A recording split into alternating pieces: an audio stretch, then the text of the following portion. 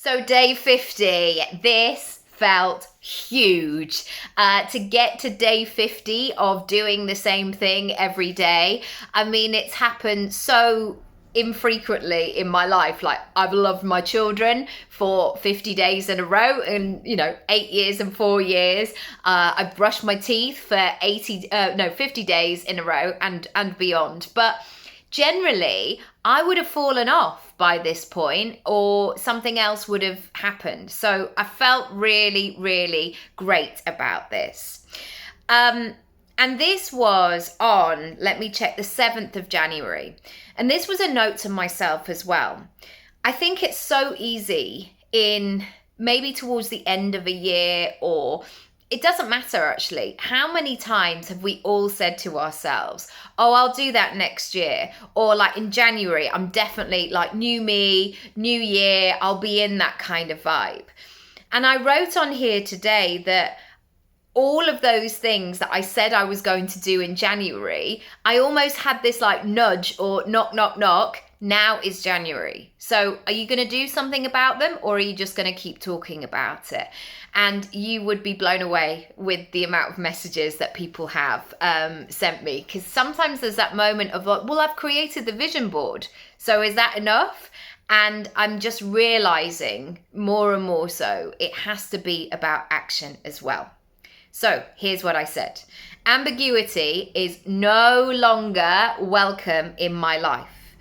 If I slip into a let's wait and see, or it's not the perfect time, or if I just pick some random time in the future, so I no longer have to show up and start now, I will be exploring, and here I'm declaring it as well, I will be exploring what's actually going on.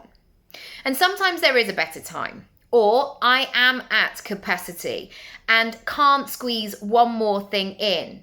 But often today is the day, or at least the start. And not to sound morbid, but realistic. I don't know how many days I have to wait for a better time. None of us do. There is so much I want to be, do, have, and feel. And so, this is why I'm smiling, I have to say to myself, come the on, Bridget. I love that phrase in the Bridget Jones films of like, come the on. It's so powerful and it brings a smile to my face every time. This is today about procrastination. This is about you understanding what your little obstacles are, your can'ts, or not today, or I'm not in the mood, or I'm a bit tired. I want you to get so familiar with your own language. And as I say, there will be some things where it's like, no, it's just not possible. And that's okay as well. But what I have done over the last, my entire life, but I've succeeded to a greater or a lesser degree at points, is to get to know those voices really, really well and ask myself, why are they here? Why are they standing in my way? Why am I putting something off that I know needs to be done today? Why am I saying that it's okay when I know that isn't the version that I want to be? So lots to take away today, lots to think about. And this doesn't have to be serious. You can greet it with a smile of come the on, Bridget.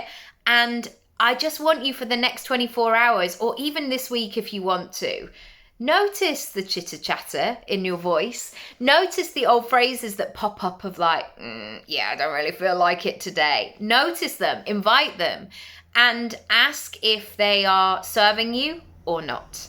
I will see you tomorrow for day 51. Lots of love. Bye.